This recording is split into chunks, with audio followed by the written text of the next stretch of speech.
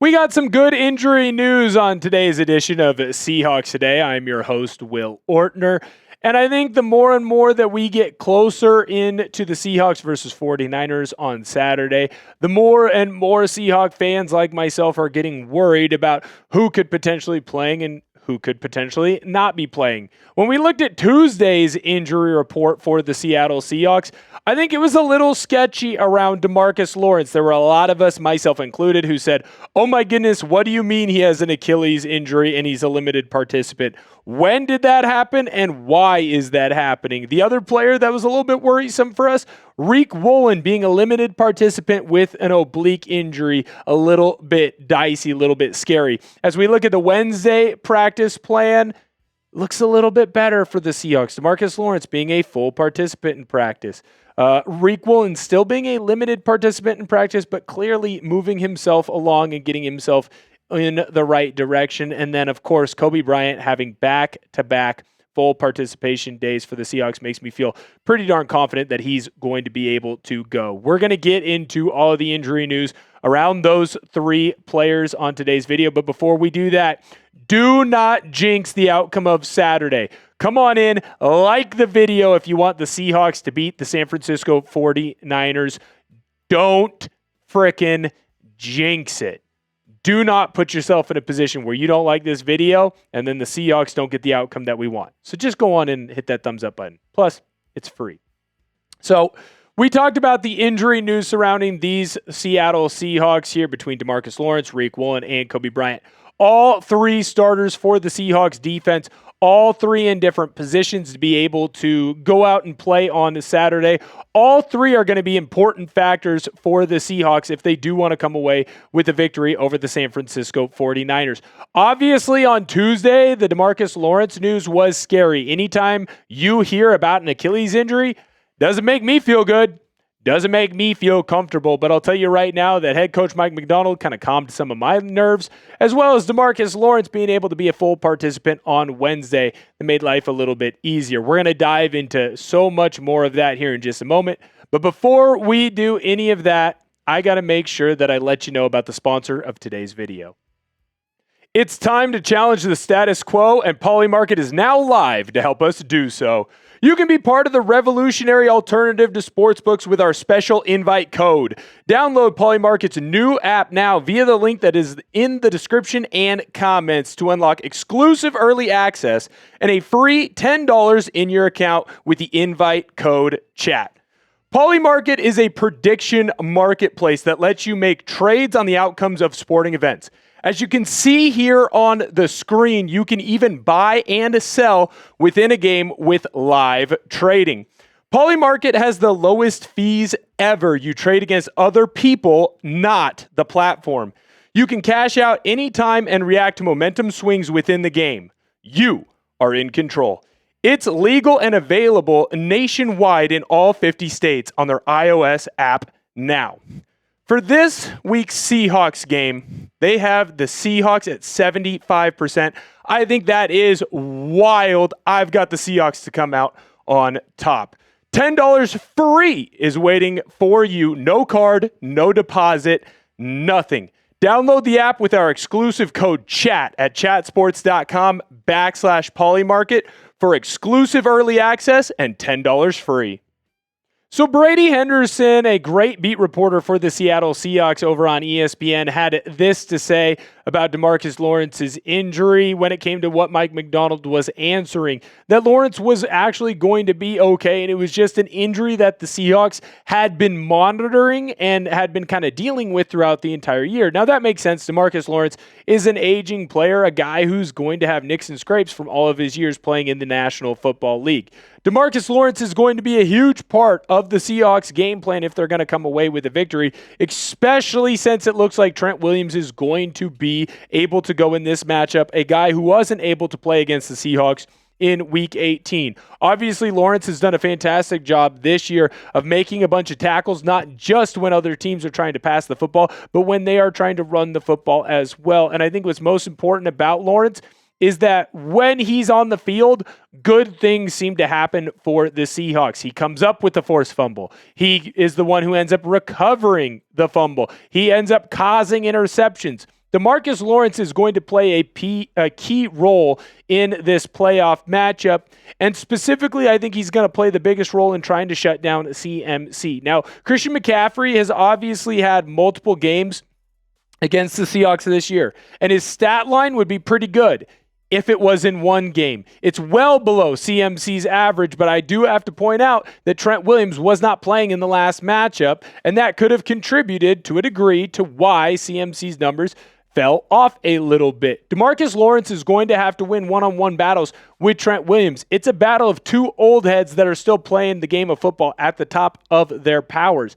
And if Lawrence is able to not allow CMC to run the football effectively to the left side, we are going to see a similar reaction to what happened in Week 18. And that's Brock Purdy having to pass, the Seahawks defensive ends and defensive tackles being able to pin their ears back, and Mike McDonald coming up with some of the most scary blitz simulations and simulated pressures that we have seen. The amount of fire zones that he can throw at Brock Purdy is mind-boggling.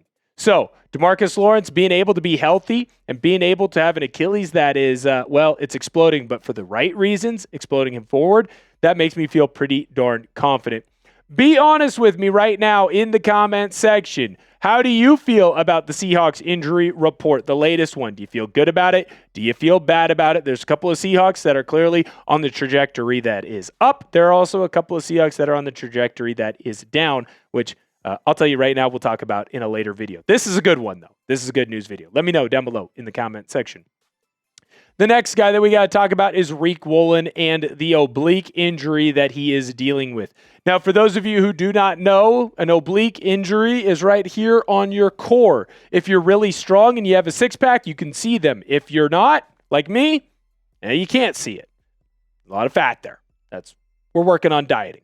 Anyways, Riq Woolen. He's had a fantastic season this year, but he's really stepped up as of late. Remember in the beginning of the season, Riq Woolen struggled in the first matchup against the San Francisco 49ers.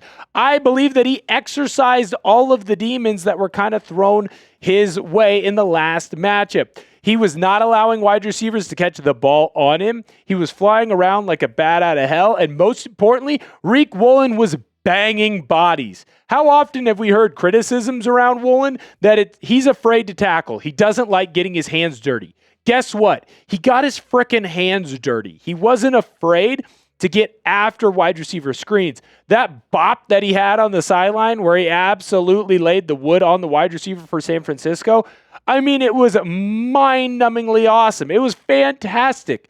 Riq Woolen does have to be ready to go in this matchup. He has to be a superstar if the Seahawks are going to win this game and go on the deep playoff run that they can, because his backup, frankly, to me, just isn't playing the way that he had been playing at the beginning of the year. I guess maybe not so much his backup, but the guy that he does trade time with. Who's that guy? I'll let you know in 1 second, but before we do, hit that sub button. We cannot lose to the 49ers report in our sub battle this week. We are drastically behind them. It's one of the best subscriber weeks for Seahawks Today.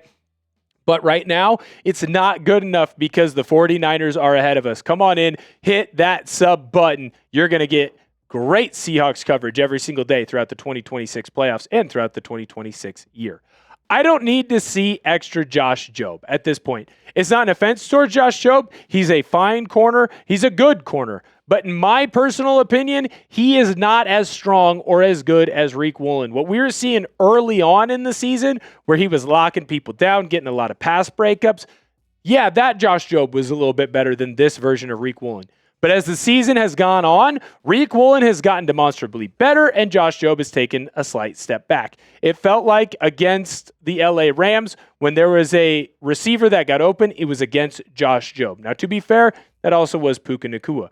But what does Nacua do really well? He's a good route runner. He can play in the slot. He can play outside. What's that sound like? A lot of the wide receivers over in San Francisco. Josh and Jobe needs to be able to play at a high level for this Seahawks team to come away with a victory, especially if Riq Woolen isn't at 110%. Now, we get to talk about some really good news surrounding our safety, Coby Bryant. We had some good news, And some slightly less good news, although I do think it is positive because I think Riq Woolen will be able to play. But Coby Bryant's news is 100%. No one can disagree with me. Great news for the Seattle Seahawks because it looks like, and I feel like I can almost confirm, that Coby Bryant is on pace to play this weekend and to play at 110%. He is going to be an X factor in this matchup because he didn't get to play last time against San Francisco. And again, I get to say what feels like for maybe the 8th time this year, finally, the Seahawks defense is 100% healthy. Every time that someone came back, Devin Witherspoon, Riq Woolen, Julian Love, someone else ended up getting hurt, right? Now we're going to have the full complement of what this defense can be with Coby Bryant back out on the field, and it makes it lethal. As good as this defense has been the entire season, hasn't been healthy. It hasn't reached its full potential. Finally, in the right moment, at the right time, it does feel like Coby Bryant is ready to come back out on the field and be that final missing piece to what can make this defense not just a really good defense this year, but a historically great defense. And at the end of the day, what wins championships? Defenses. I understand that it's a cliche, but there's a reason why it's a cliche, because it's true and it is a fact. Coby Bryant being back is the best news possible. Who is going to be the X factor for you for the Seattle Seahawks? Let me know down below in the comment section. I really do feel like it's going to be Coby Bryant, especially if he's able to go out and play, especially if he's able to play at 110%, which I do feel like he is on pace to. I could be wrong, though. Let me know down below in the comment section who you've got as the number one guy. Thank you guys so much for tuning in to the video today. Make sure that you go on in and smash that thumbs up button if you want the Seahawks to beat the San Francisco 49ers. And if you're watching the video and you don't hit that thumbs up button, that probably means you're a 49ers fan. 49er fans, well, they're kind of ugly. I digress. No shots need to be taken at what people look like. Thank you guys so much for tuning in to today's video, and I'll catch you guys next time.